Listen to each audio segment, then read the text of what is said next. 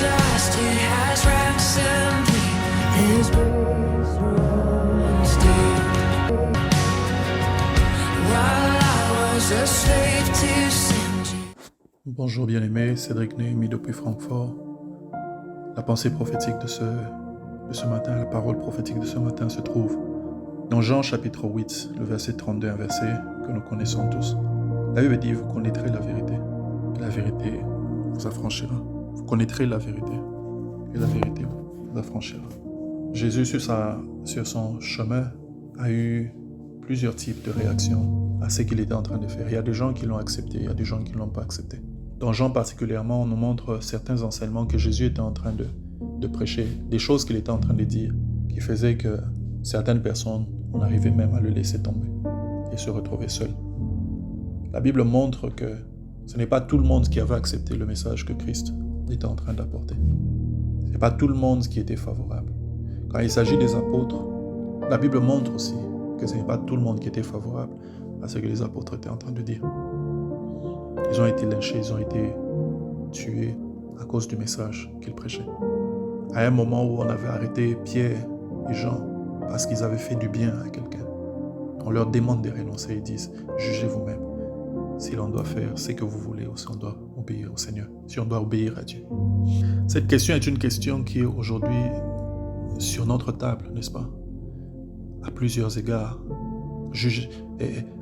La question selon laquelle est-ce qu'on va obéir à Dieu ou on va obéir aux hommes?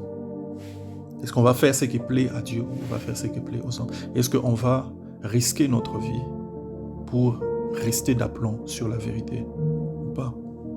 Malheureusement, plusieurs personnes décident d'abandonner la vérité et de se conformer à certaines choses. Quand il s'agissait de cet aveugle né qui a été guéri, on est venu lui dire, rends gloire à Dieu. Cet homme est un pécheur, parlant de Jésus. Cet homme est un pécheur.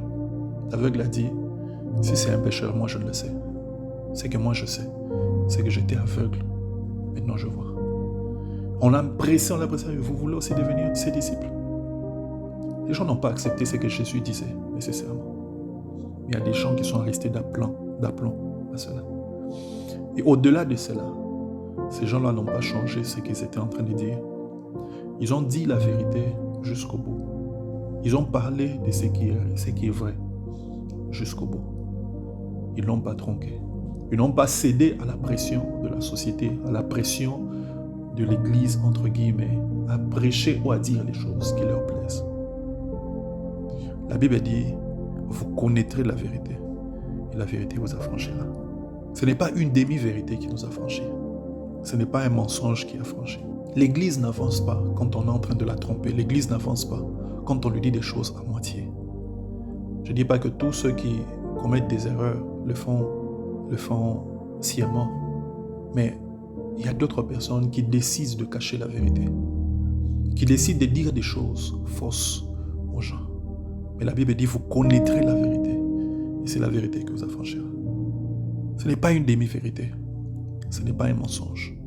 L'Église ne se bâtit pas avec des mensonges. L'Église ne grandit pas avec des mensonges, pas avec des demi-vérités, pas faire des choses faites sur mesure dans le but d'attirer l'attention des gens. L'Église devient forte. Les hommes sont affranchis par la vérité qui vient de Jésus. Par la vérité. Ce que Jésus dit, c'est ce que nous dirons. Ce que Jésus a dit vrai, c'est ce que nous dirons vrai. Ce que Jésus a fait, c'est ce que nous allons dire. Nous ne deviendrons pas des docteurs qui donnent aux gens ce qu'ils veulent. Nous sommes appelés par Christ. Nous sommes l'Église de Dieu. Et nous voulons parler de ce que Jésus a dit. Ce que lui, il dit, c'est ce que nous allons dire.